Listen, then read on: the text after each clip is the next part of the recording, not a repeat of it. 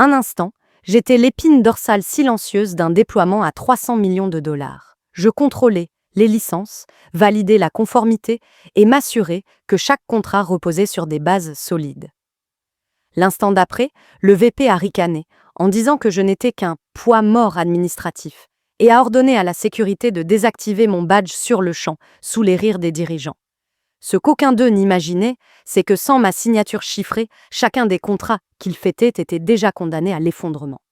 Ils pensaient m'avoir effacé. En réalité, ils venaient de déclencher une réaction en chaîne qui allait faire s'écrouler tout ce qu'ils avaient bâti. Avant de poursuivre mon récit, dites-moi, d'où regardez-vous? Écrivez le nom de votre ville dans les commentaires et abonnez-vous. Vous n'allez pas croire ce qui s'est passé quand les contrats sont arrivés à échéance. Je n'oublierai jamais l'instant précis où ils m'ont dépouillé de mon identité en pleine salle du conseil. Ce n'était pas un recadrage discret ni une conversation à huis clos. C'était une humiliation mise en scène pour me réduire à néant. Pendant 18 mois, j'avais travaillé au cœur d'une start-up technologique en pleine ascension, construisant en silence les fondations de conformité que personne n'applaudissait mais dont tout le monde dépendait. Chaque contrat signé par nos dirigeants, chaque déploiement logiciel, chaque promesse faite aux clients reposait sur ma validation. Ma clé numérique chiffrée était le dernier verrou, le tampon juridique qui rendait des millions de revenus exécutoires. Mais tout cela n'avait aucune importance pour Brent, notre vice-président. Il ne me voyait pas comme le garde-fou de notre empire, mais comme un poids mort freinant sa course aux applaudissements des investisseurs. Ce matin-là, toute l'équipe dirigeante était réunie dans une salle de réunion vitrée, investisseurs sur écran, responsables de département à la table.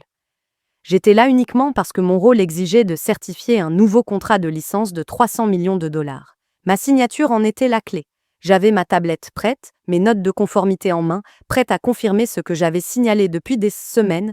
Certains modules n'étaient pas encore homologués pour un usage fédéral, et signer trop tôt risquait d'entraîner de graves sanctions juridiques. Brent ne m'a jamais laissé parler. Il a pris la parole, arpentant la salle comme un showman, proclamant que l'avenir c'était la vitesse, pas la paperasse. Il a esquissé un sourire en ma direction en déclarant « La conformité n'est qu'un théâtre administratif. On ne peut pas continuer à céder au retard des cocheurs de cases. » Un rire a parcouru la salle, tantôt nerveux, tantôt sincère. J'ai tenté d'intervenir, de rappeler des numéros de licence précis, mais il a levé la main comme un chef d'orchestre pour me faire taire. « Marianne, ça suffit. Nous avons déjà perdu trop d'heures avec tes listes de contrôle. » Il s'est tourné vers Diane, la CEO. « Si nous voulons devenir une entreprise à 1 milliard de dollars, il faut couper le ballast. Regardez. » Il a fait un signe au directeur informatique. Quelques frappes plus tard, le badge accroché à ma veste s'est éteint. Une alerte de verrouillage système a retenti sur ma tablette. Accès révoqué. Brent a souri. Et voilà. Fini d'attendre la paperasse. L'avenir commence maintenant. J'ai entendu un murmure, vu l'inquiétude sur le visage de Harold, le CFO, mais personne ne l'a arrêté. Mon badge était inutile, mes identifiants annulés. Je suis restée assise tandis qu'il défilait ses diapositives en ignorant tous les signaux d'alerte que j'avais soulevés.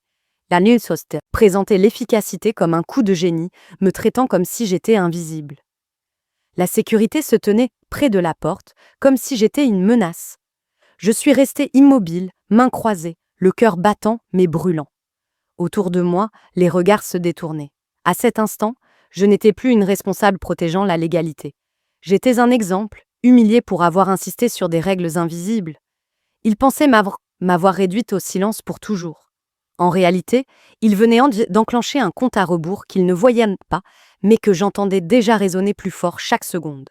Bien avant cette humiliation en salle du conseil, j'avais déjà appris le prix de l'invisibilité. Mon intitulé de poste n'avait rien d'impressionnant, coordinatrice conformité et licence.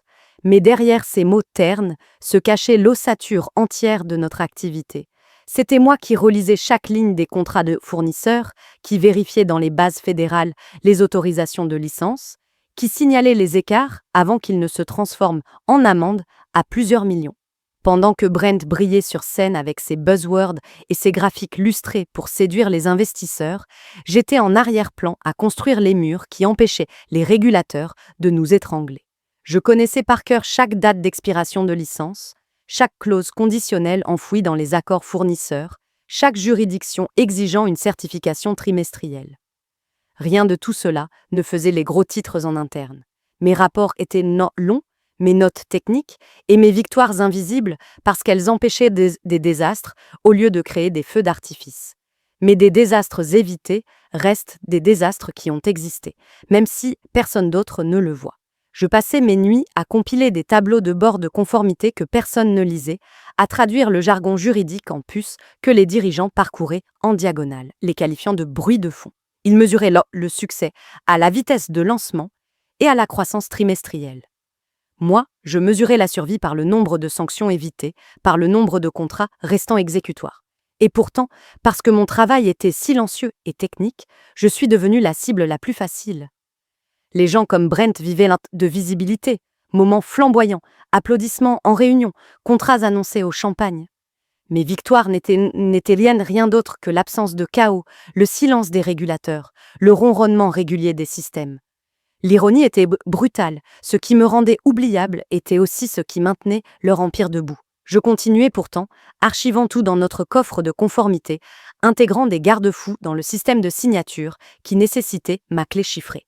Ce n'était pas de l'arrogance, c'était une nécessité. Sans ce verrou, tout contrat poussé en avant flottait sans gravité juridique, prêt à s'effondrer au moindre recours. Personne ne m'en remerciait. Il ne se demandait même pas pourquoi l'autorité reposait uniquement entre mes mains. Ils supposaient que je serais toujours là, à tamponner, approuver et nettoyer leurs raccourcis. Ils n'avaient pas compris que j'avais déjà vu ce que l'arrogance provoque lorsqu'elle se heurte à la loi. Je savais qu'un jour ces raccourcis se heurteraient à un mur et, ce jour-là, ce ne seraient même pas les régulateurs qui tiendraient dans la ligne. Ce serait moi, la femme qu'ils traitaient de poids mort administratif, assise sur la seule clé qui comptait. La cruauté d'être sous-estimé, c'est l'aveuglement que cela crée face au levier pourtant évident. Brent croyait m'avoir effacé lorsqu'il a désactivé mon badge, mais il n'a jamais pris la peine de demander pourquoi le système avait été construit ainsi dès le départ. Je n'étais pas un simple rouage, j'étais l'architecte du verrou des licences. Au tout début de mon poste, on m'avait confié la refonte du processus d'approbation après un quasi-désastre lié à un contrat fournisseur invalide. J'ai passé des mois à concevoir une protection numérique liée à une seule clé de chiffrement. La mienne. Cette clé n'était pas symbolique, elle était une exigence légale intégrée à chaque contrat majeur. Sans ma validation, aucun déploiement logiciel n'était conforme, aucun contrat exécutoire, aucun revenu garanti.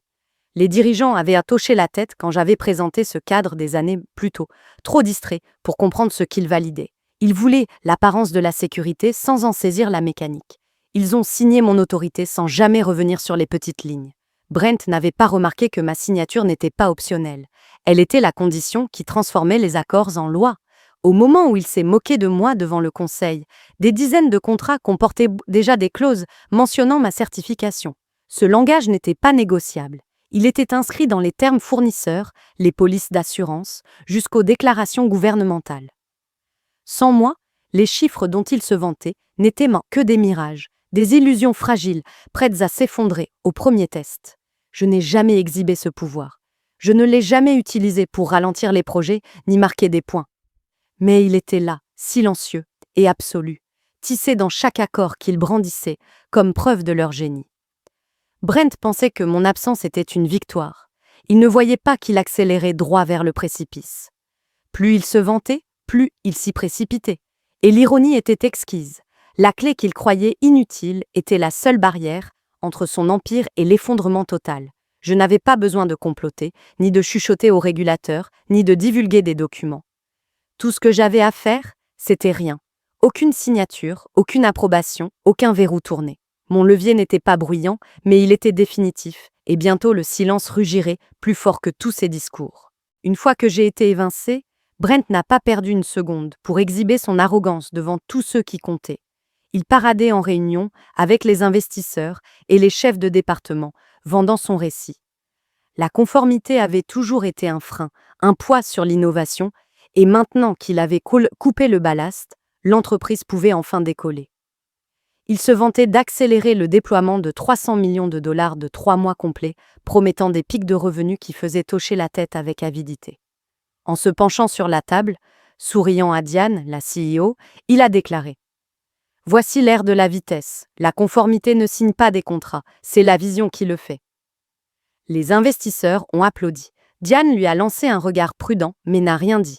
Harold, notre CFO, a toussé une fois, évoquant l'exposition au risque, mais Brent l'a interrompu par une plaisanterie sur les comptables. Professionnel de l'inquiétude.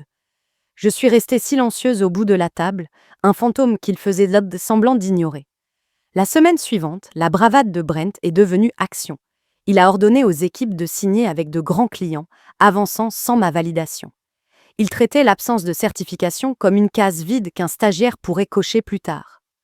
Quand des managers juniors hésitaient sur la signature de licence, il riait. On s'occupera de la paperasse après. Les clients ne veulent pas des signatures, ils veulent des résultats. Il a forcé les chefs de projet à faire des démonstrations publiques de modules logiciels qui n'avaient pas encore l'homologation fédérale. Les caméras capturaient des poignées de main entre dirigeants et clients souriants, mais je voyais l'inquiétude furtive dans les yeux de ces mêmes clients quand aucun responsable conformité n'apparaissait à côté des contrats. Mon absence leur sautait aux yeux, même si Brent faisait semblant qu'elle était sans importance. Dans les coulisses, des murmures ont commencé. Des collègues m'ont écrit en privé, me demandant si j'avais vraiment été écartée ou si c'était une mise en scène. Je leur ai dit la vérité, je n'étais plus autorisée et Brent avançait à l'aveugle. Certains m'ont supplié d'intervenir, de stopper la catastrophe avant qu'elle n'arrive. Mais je connaissais désormais mon rôle. Intervenir ne ferait que le sauver et il m'avait déjà fait comprendre que j'étais jetable. J'ai donc tout documenté. J'ai sauvegardé des captures d'écran des annonces, des calendriers, des promesses gonflées. Je les regardais apparaître sur des panels, fanfaronnant qu'il avait révolutionné la conformité en la supprimant. Chaque vantardise était une pierre de plus dans le socle de sa chute. Plus il promettait, plus il augmentait la pression contre le mur qu'il ne voyait pas. Chaque contrat signé sans mon sceau chiffré était une bombe à retardement. Chaque poignée de main client était la photo d'un futur procès. Et pourtant, Brent devenait plus bruyant, plus imprudent. Il me tournait en ridicule dans les petites réunions, m'appelant le fantôme de la paperasse passée. Il disait aux ingénieurs qu'ils devraient me remercier de ne plus perdre de temps avec mes listes de contrôle. Ce qu'il ne comprenait pas, c'est qu'en me poussant dehors, il avait pris l'entière responsabilité de chaque décision. Quand le couperet tomberait, il n'y aurait plus personne à accuser. Il attirait la lumière sur lui de ses deux mains, souriant en montant sur la scène où sa chute l'attendait. Le jour où j'ai démissionné fut étrangement calme. Pas de feu d'artifice, pas de confrontation dramatique, juste un court courriel et une dernière décision délibérément retenue. J'ai rédigé ma lettre de démission dans un ton posé et professionnel, invoquant des conditions de travail hostiles et la désactivation de mon accès. Je n'ai pas tonné ni accusé, je n'en avais pas besoin. Mon badge était déjà inutilisable, mon bureau déjà vidé de sa signification. Mais avant de partir, j'ai pris un dernier choix. J'ai laissé intact le coffre de conformité. Pas de procédure d'urgence, pas de rafistolage de dernière minute, aucune approbation. Les contrats que Brent avait lancés attendaient de mon sceau chiffré et, sans lui, le système était conçu pour se verrouiller automatiquement sous 72 heures. 3 jours, et chaque accord deviendrait juridiquement inopérant, gelé jusqu'à ce que la validation de conformité soit effectuée. Je n'ai pas modifié le code ni saboté les serveurs. Je n'ai pas soufflé un mot au régulateur ou au client. Je me suis simplement mise en retrait et j'ai laissé le système que j'avais construit faire son travail. En traversant le hall, la boîte de mes affaires à la main, j'ai ressenti plus de clarté que de colère. J'avais passé des années à m'assurer que cette entreprise resta propre, sûre et légitime. Ils avaient choisi de m'humilier, de me dépouiller de mon autorité et de jouer avec des risques qu'ils ne comprenaient pas. Très bien, ils voulaient être la vitesse plutôt que les garde-fous, qu'ils l'aient. Tout ce que j'avais à faire, c'était fermer la porte derrière moi. Ce soir-là, en posant l'ordinateur portable de l'entreprise sur le plan de travail de la cuisine et en effaçant mes fichiers personnels, un poids s'en est allé. J'ai pensé au visage dans la salle du conseil, à la manière dont ils avaient détourné les yeux pendant que Brent se moquait de moi. J'ai pensé au silence de Diane et à l'hésitation d'Harold. Ils avaient tous regardé et n'avaient rien dit. Maintenant, ils regarderaient encore, sauf que cette fois le silence serait brisé par leur propre système qui s'arrêterait net. Je n'ai appelé personne. Je n'ai rien essayé d'expliquer. Il n'y avait rien à expliquer. Ma revanche entière fut de m'éloigner et de laisser leur arrogance percuter le mur qu'ils affirmaient ne pas exister. Dans 3 jours, le compte à rebours que je portais en tête expirerait et le coffre se fermerait d'un claquement. D'ici là, je serai libre, déjà en route vers un endroit où mon travail serait respecté. Ma revanche n'était pas un acte d'agression, c'était l'absence de secours. Et je savais que cette absence résonnerait plus fort que tout ce que j'aurais pu dire. 72 heures plus tard, le silence s'est brisé. Mon téléphone s'est mis à vibrer de messages de mes anciens collègues, des éclats de panique filtrant dans chaque mot. Contrat gelé. Tu vois ça? Système à l'arrêt? Brent perd les pédales? Je n'ai pas répondu. Je savais déjà. Le coffre de conformité avait exécuté son dispositif de sécurité, pile comme prévu.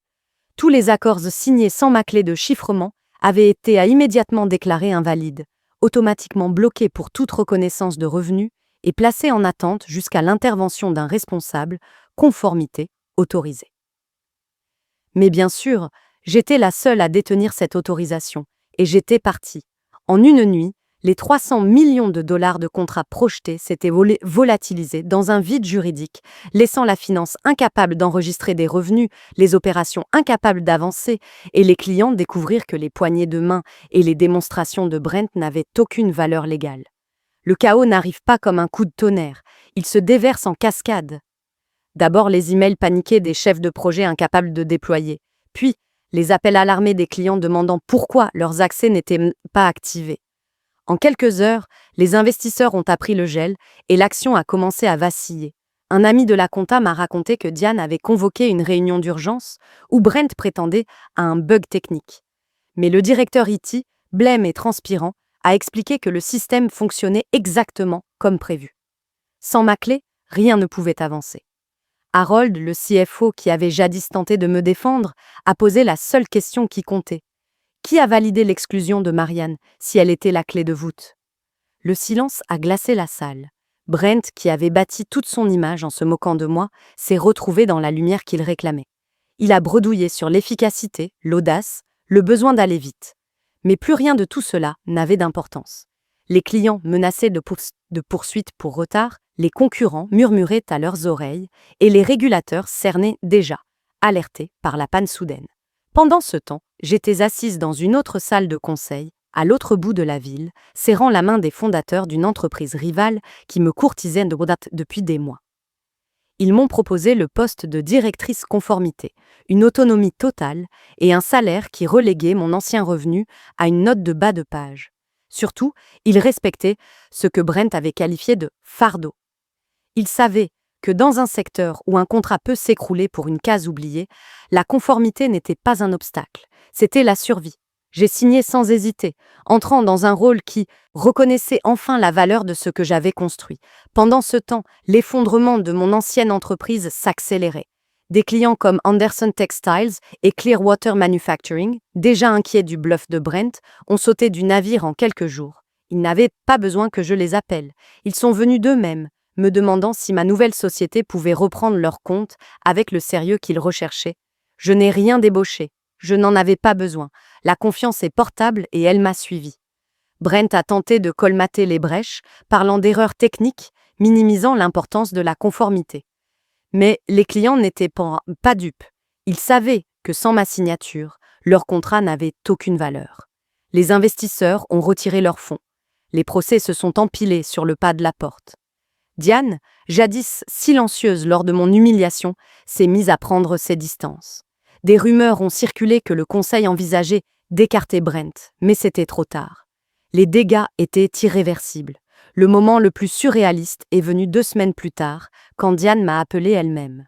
Sa voix prudente trahissait la détresse, me demandant si je pouvais revenir aider à résoudre la crise, promettant un titre de directrice et un meilleur salaire. J'ai écouté poliment, mais au fond, j'ai savouré la froide satisfaction de la voir enfin comprendre la valeur de mon travail. J'ai refusé sans hésiter. Je suis déjà exactement là où je dois être, lui ai-je dit. Le silence qui a suivi était épais. J'ai clos la conversation par un adieu calme. À la fin du trimestre, leur empire s'écroulait. Des vagues de licenciements frappaient, des bureaux fermés, et Brent disparaissait des réseaux professionnels. Mes anciens collègues remplissaient ma boîte mail, certains pour demander des recommandations, d'autres simplement pour dire leur stupeur devant une telle implosion. Et à travers tout cela, je n'ai jamais élevé la voix, jamais saboté un dossier, jamais poussé qui que ce soit vers la chute.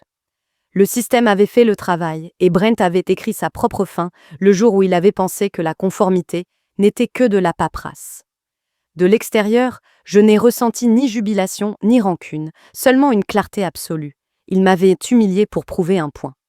Au lieu de cela, c'est mon point qui a été prouvé. Avec le recul, ce qui m'a apporté le plus de satisfaction n'a pas été de voir Brent s'étouffer dans son arrogance, ou de constater que les chiffres qu'il promettait se réduisaient en poussière. La vraie satisfaction, c'est d'avoir su que je n'avais pas eu besoin de lever le petit doigt pour saboter ou me venger. J'ai simplement laissé la vérité suivre son cours. La conformité ne crie pas, elle ne réclame pas d'applaudissements. Elle attend, silencieuse comme les fondations d'un immeuble qu'on ne remarque que lorsque quelqu'un essaie de les arracher. Quand ils m'ont traité de paperasse encombrante, ils se moquaient en réalité de la structure même qui tenait leur empire debout. La leçon est brutale mais simple. Les garde-fous invisibles ne le sont que jusqu'au jour où ils disparaissent, et alors leur absence devient le bruit le plus assourdissant de la pièce. Ma carrière ne s'est pas terminée dans cette salle du conseil, elle a commencé. Dans ma nouvelle entreprise, j'entre dans des salles où ma voix compte, où la conformité n'est pas un obstacle, mais un bouclier. J'ai bâti une équipe qui traite chaque contrat comme un organisme vivant, quelque chose qui exige soin et attention, et non pas une case à cocher après coup. Les clients nous font confiance parce qu'ils savent que nous ne jouerons jamais avec leur avenir. Et cette confiance est devenue le moteur de notre croissance. Pendant ce temps, la société que j'ai quittée est devenue un exemple à ne pas suivre. Tout le monde parle aujourd'hui de son effondrement, non pas comme d'un coup du sort ou de la faute du marché, mais comme la conséquence inévitable d'une direction qui a ignoré les bases. Brent croyait que rogner les étapes faisait de lui un audacieux. Tout ce que cela a fait de lui, c'est un chômeur. Diane croyait que se taire la protégeait. Tout ce que cela a fait d'elle, c'est une complice. L'ironie est que, s'ils avaient simplement respecté le travail que je faisais, rien de tout cela ne serait arrivé. Ils auraient eu la stabilité, la confiance, la croissance.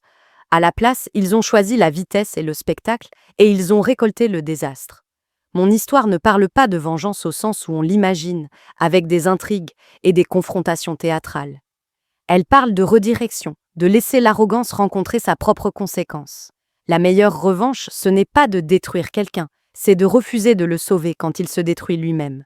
C'est la morale que je porte chaque jour. Ne jamais sous-estimer la puissance de l'invisible et ne jamais croire que l'humiliation peut effacer ce qui a une vraie valeur. Je ne suis pas seulement partie avec un meilleur poste, je suis partie avec la preuve que la dignité, la patience et l'intégrité durent toujours plus longtemps que l'arrogance déguisée en génie. Quand je repense à ce qui s'est passé, la leçon qui me frappe le plus est à quel point le travail invisible est vite méprisé, jusqu'au jour où il disparaît. Dans mon cas, la conformité était perçue comme de la paperasse inutile. Les dirigeants ne couraient qu'après des chiffres, tape à l'œil et des contrats rapides, ils se moquaient donc des systèmes qui les ralentissaient.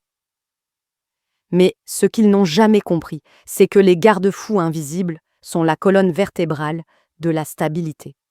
On ne remarque pas ces freins jusqu'au moment où l'on dévale une pente sans eux. C'est exactement ce qui est arrivé quand Brent m'a retiré mon autorité. Il croyait éliminer un poids mort, mais en réalité, il arrachait le filet de sécurité sous son propre empire. Pour tous ceux qui travaillent dans un environnement où leur rôle semble négligé, voici la vérité. Ce n'est pas parce que les autres ne voient pas la valeur que celle-ci n'existe pas. Le travail silencieux, contrôle de conformité, maintenance cité, sécurité des données, contrôle qualité, ou même un suivi attentif des clients, détient souvent plus de pouvoir que la présentation la plus brillante. Et parfois, la meilleure revanche n'est pas d'attaquer de front. C'est de refuser de sauver ceux qui se sont moqués de vous lorsque leur arrogance finit par les rattraper. Je n'ai pas saboté mon entreprise. Je n'en avais pas besoin. Le système avait été conçu pour imposer la responsabilité, et quand je me suis écartée, il a simplement fait son travail. L'équilibre est essentiel. La revanche ne doit pas rimer avec cruauté. Elle peut consister à laisser les autres assumer les conséquences naturelles de leur choix, pendant que vous avancez avec intégrité. Ce que j'en retiens, c'est que la dignité, la patience et la confiance en son propre travail durent toujours plus longtemps que les raccourcis et l'arrogance. C'est un principe que chacun peut appliquer, non seulement dans le monde de l'entreprise, mais aussi dans la vie de tous les jours. Comment commencer dès aujourd'hui 1. Documentez votre travail. Gardez une trace de vos contributions, même quand elles semblent invisibles. 2. Protégez vos limites. Ne laissez pas les autres définir votre valeur selon ce qu'ils perçoivent. 3. Apprenez les systèmes autour de vous. Le pouvoir caché vient souvent d'une compréhension fine de leur fonctionnement. 4. En cas d'humiliation, prenez le temps de réfléchir avant de réagir. Parfois, le silence et la patience sont vos armes les plus tranchantes. Si vous vous êtes déjà senti sous-estimé ou si l'on a méprisé vos efforts, racontez-moi votre histoire dans les commentaires. Partagez cette vidéo à quelqu'un qui a besoin de ce rappel et abonnez-vous pour ne pas manquer la prochaine histoire de revanche au travail, où l'arrogance signe sa propre chute.